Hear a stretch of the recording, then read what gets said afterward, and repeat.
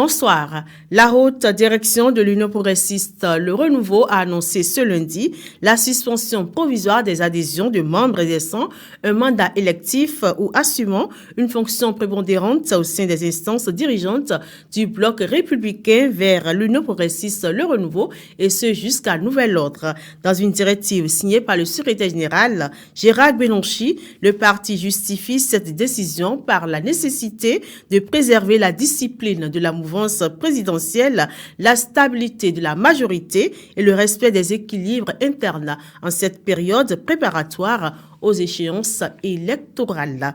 La commission d'enquête parlementaire mise en place pour examiner la gestion des projets d'eau et d'électricité à Parakou a entamé hier lundi une série de descentes de terrain et de rencontres. C'est avec les acteurs concernés afin de faire la lumière sur l'utilisation des fonds alloués à ces deux secteurs stratégiques entre 2016 et 2025.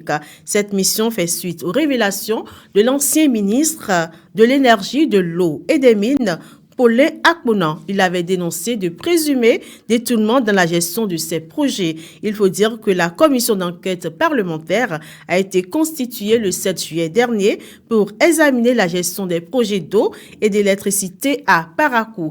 Elle est composée de 10 députés issus des principales forces politiques représentées au Parlement. À l'issue de ces travaux prévus pour durer 3 mois, prolongeables à 4, un rapport sorti de recommandations sera présenté en séance plénière. Cette présentation vise l'amélioration de la gouvernance et la transparence dans ces secteurs vitaux pour les populations de Parakou. On poursuit ce flash d'information. Le Saint-Esprit, à travers l'apôtre Paul, recommande aux chrétiens de prier sans cesse dans 1 Thessaloniciens 5, verset 17. Certaines personnes se plaignent de ne jamais être exaucées et par conséquent, elles abandonnent leur vie de prière. Mais quels sont les obstacles à une vie de prière exaucée? Que faire pour toujours être exaucé par Dieu? Le pasteur Landry Odongo Bongo répond à la question. Le premier obstacle c'est qu'il y a beaucoup de chrétiens qui ne savent pas ce que c'est que la prière. Pour beaucoup de gens, la prière, c'est un moyen pour résoudre leurs problèmes. Pour certaines personnes, la prière, même s'ils font mal n'importe comment, s'ils viennent se mettre à genoux, ils prient. Dieu va faire ce qu'eux ils demandent. La prière est d'abord un dialogue avec Dieu. Dieu ne nous veut pas seulement comme des commandeurs. Père, donne, donne, donne, donne. Mais Dieu nous veut d'abord comme des intimes.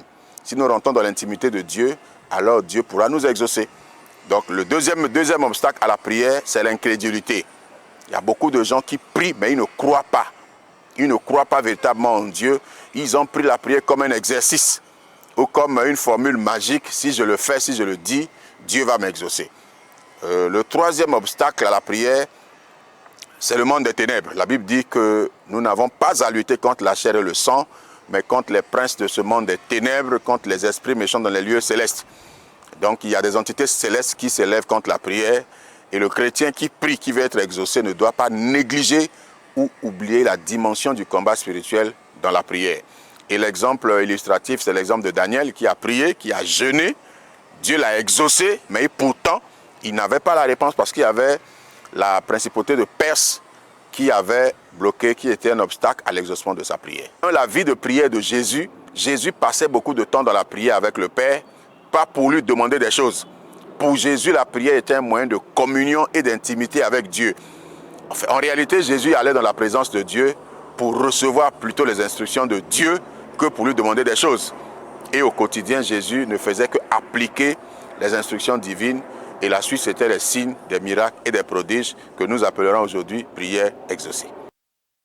Hors du Bénin, le président de la Somalie et 4 leaders d'opposition ont signé hier un accord sur les modalités des prochaines élections dans ce pays. De cet accord, il résulte plusieurs points: l'élection du président de la République par le Parlement, l'élection des députés au suffrage universel et le recueillement de 10% des sièges au Parlement par chaque formation politique pour être reconnu comme un parti. De plus, les acteurs politiques s'engagent à participer à la transition vers le système une personne, une voix. En octobre 2024, faut-il le rappeler, le Parlement avait adopté une loi électorale qui instaure le système du suffrage universel pour les échéances 2026. Cette loi avait provoqué une protestation collective, une indignation dans l'opposition attachée au système indirect clanique en vigueur. Cet accord entre le président de la Somalie et ses partis d'opposition marque un vrai tournant dans le pays.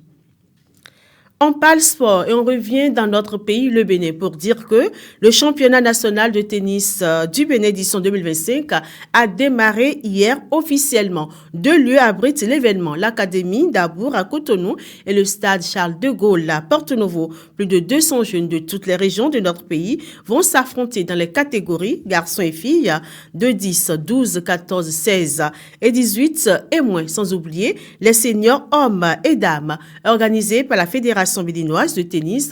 Le championnat se déroule sous la supervision du président de la fédération, de cette fédération, j'y arrive, Jean-Claude Talon. L'objectif, entre autres, est d'écrire une nouvelle page de l'histoire du tennis béninois. Ce championnat est l'occasion de découvrir les futurs talents du tennis de notre pays, le Bénin. Il prend fin le samedi 30 août 2025. C'est la fin de ce flash d'informations. Merci de nous avoir reçus chez vous. Nous sommes également suivis sur Facebook, TikTok, YouTube et Instagram. Merci de vous abonner à nos chaînes.